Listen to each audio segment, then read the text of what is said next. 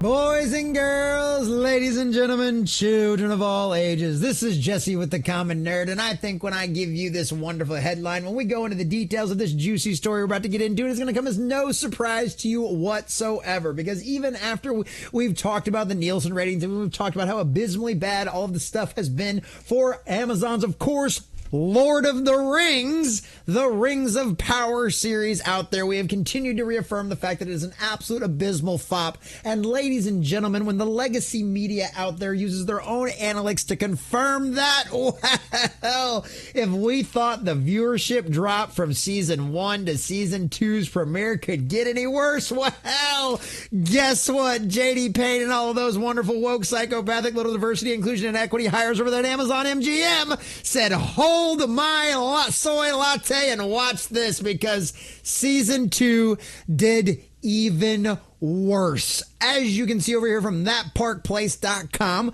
Rings of Power season 2 lost 60% of the first season's audience, according to third-party ratings report. Ladies and gentlemen, this is already a series who, from its episode 1 to its season finale of season 1, lost over 60% of its audience to begin with. Now, they've lost 60% of that. That is absolutely abysmal. That is absolutely insane. And unless something seriously changes over there at Amazon MGM, Rings of Power will continue trudging along, destroying the legacy of Tolkien, just like Wheel of Time has done, and it's not even close. This show was absolutely destined to fail from the very beginning, with the absolute miscast of so many characters in here, and the fact that our dwarf female didn't even have a beard was absolutely insane, absolutely ridiculous, absolutely over the top. And boys and girls, this thing has been nothing more than an abysmal failure and an absolute bastardization of the great J.R.R. Tolkien's work. And hashtag respect for Tolkien, hashtag real dwarves have beard, and ladies and gentlemen, hashtag Rings of Power has completely and totally failed. So we're going to check out this article from thatparkplace.com, getting all of the juicy details of exactly how bad this is, and of course where the reporting came from, that legacy institution out there who seems to change their tune and stop covering stuff like this up. But before we do, if you do enjoy our content, hit that like button, share with all your friends, and subscribe or follow if you have not already, boys and girls, because we are grinding, we are growing, and I could not do that without every single one of you. Also, leave us a comment in the section down below. Does it surprise you Rings of Power even had enough of an audience left over to even lose 60%? Who is still out there watching the show besides reviewers and the absolute acolytes of the cult? I don't know of anyone else out there, but let us know in the comment section down below what you think about all this. Does it surprise you? Have you been keeping up with the show? Have you been watching it? Or are you, like so many people out there, tapped out as essentially after the first 2 episodes? Let us know what about in the comment section down below. And if you'd like to support the channel, please check out the links in the description as well. So from our dear sweet Montanero over there at thatparkplace.com, the bad news continues for Amazon Prime Studios as a third-party ratings report confirmed that the Rings of Power Season 2 was a total disaster for the streaming platform. Oh, I know, color us shock. Everybody out there is so surprised, right? The Luminate TV and Film Report for 2024 paints a grim picture for Amazon's The Rings of Power, with Season 2 performing a staggering 60% worse than its predecessor. Despite Amazon's efforts to spin the narrative, the billion-dollar series appears to have been abandoned by a significant portion of the audience, cementing its place as one of the most costly entertainment failures in recent memory. Remember, this is something that they spent over $1 billion on between acquiring the rights, and given that $1 billion was supposed to account for 5 seasons of this show. So $200 million a season. That means they've wasted $400 million, almost $500 million on something that season over season has lost 60% of its audience. Yeah, me think that dogs don't hunt. And that's a financial flop, boys and girls.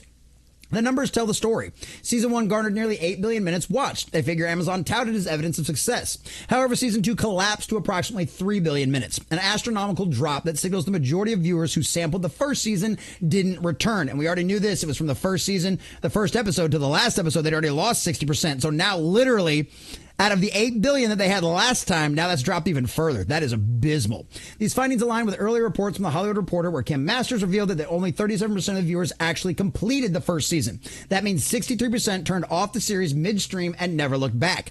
A dire statistic for a show reportedly produced on a $1 billion budget. And somehow the second season performed worse. Well, I don't know. When you don't have Galadriel as actual Galadriel, we don't have Sauron being actual Sauron or any of the rest of this kind of stuff out there. Boy, I wonder why all of this kind of stuff doesn't end up going very well. And I mean, literally a guy who's supposed to be able to change his entire form, his entire shape, his entire outlook, his entire appearance out there to everybody around him. They literally gave him elf ears and put a blonde wig on him and was like, ooh, nobody's going to recognize him as Sauron now.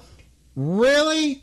Really? And don't get me started on Milford Clark's character of just being an absolute idiot in this series out there. All the guys are idiots. Everybody's an idiot. And she's a complete and total Mary Sue. There's just no way to describe it. And if you don't like that term, I'm sorry. Get bent. That's exactly what she is. She's a complete and total Mary Sue. And she has been from the very first trailer that we saw out there. And she's also a horrible leader and a horrible commander because she hasn't even bothered trying to get any of her soldiers to her level. Sorry. She's just a bad all-around character. The fallout from the underwhelming reception to season 1 was immediate. Amazon Prime Video initiated a mass layoff, cutting hundreds of jobs across Prime Video and Amazon MGM Studios. However, Jennifer Sulky, that's the woke psychopathic diversity, inclusion, and equity person that's responsible for all of this over at Amazon, head of Amazon Studios, remained resolute in her defense of the show. Stalky tried to paint season 2 as a success during its run, even as Nielsen ratings clearly demonstrated a mass exodus of viewers.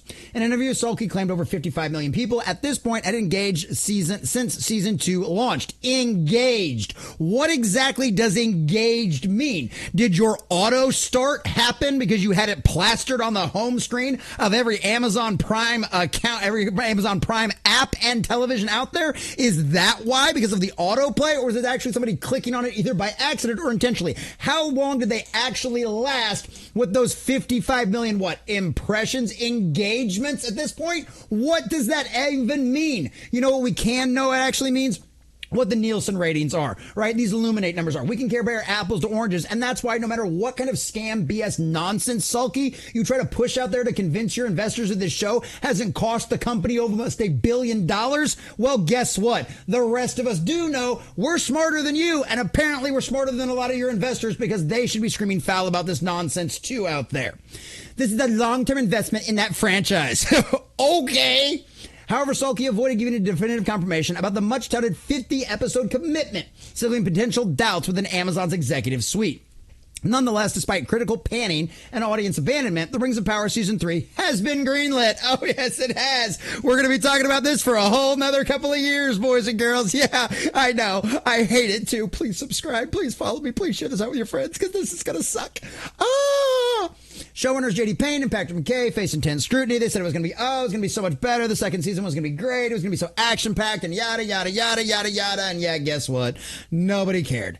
Nobody cared. As it stands, The Rings of Power's ratings have become a stark reminder that no amount of money can compensate for poor creative decisions. And it's the same thing that's happened to Rings of Power, that's happened to Marvel, that's happened to Star Wars.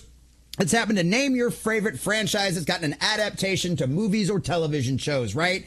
Instead of going, hey, we've got an actual framework here. We've got the story. We know what Tolkien wanted to do with it. We know what the fans love because the Silmarillion and all of the appendices and everything else have sold billions of copies over the years that it's been, over the century that it's been in print. Well, no. What we're going to do is we're going to go look at what the Wikipedia says about this story about Galadriel and Sauron and the forging of the original rings and all of that kind of stuff. And we're going to go ahead and just rewrite that and rearrange things in orders where they literally don't make any sense. And man, I tell you what, we're really going to trick you with that Sauron cheap-ass wig and those fake-ass elf ears, aren't we? This show has an abomination and nothing more than absolute disrespect to the great Roman Catholic J.R.R. Tolkien himself. And this is what happens.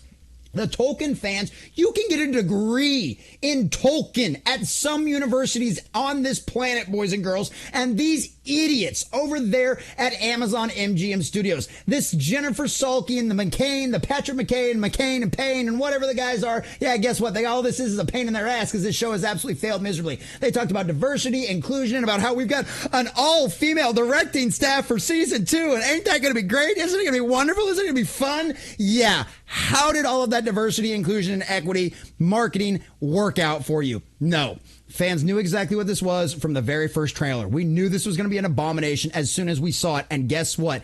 Every single thing we have seen from this show has only confirmed that. And now we have one more example to push back against your absolute gaslighting to your investors and fans worldwide, Jennifer Salke, because once again, 2 + 2 still equals 4. And if you lose 60% of your audience, guess what? Your show's an absolute abysmal failure. Rings of Power has flopped and turned into the biggest billion-dollar disaster in television history. And after all, you dance with the devil and you're bound to get burned. And now you've gotten exactly what you deserved, Amazon MGM Studios.